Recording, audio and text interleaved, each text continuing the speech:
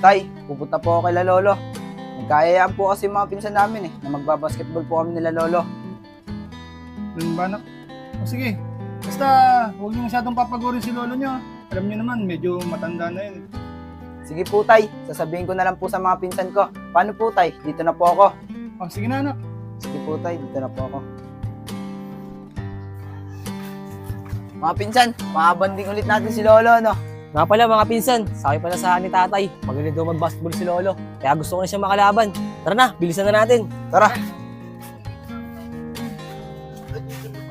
Oh, kanina ko pa kayo hinihintay ah. Lo, mano po? Oh, di kawan. Lolo. Ano po lang? Ano po? Ano po lang? Lo, ano? Maglalaro na ba tayo? Oh, sakto. Nandito tita isang nyo. Pakikilala ko sa inyo at para makilala kayo. Oh, saglit lang ha. Tatawagin ko. Hindi po, Lo. Isang anak!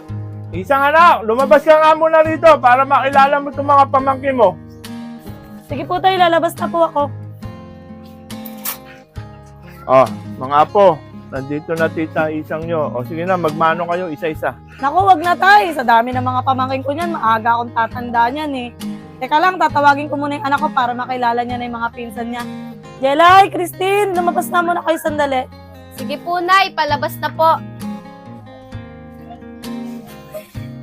Jelay, Christine, sila nga pala yung mga pinsan nyo. Mga taga rito lang din sila. Hello, mga pinsan. O sige na anak, dito na muna kami at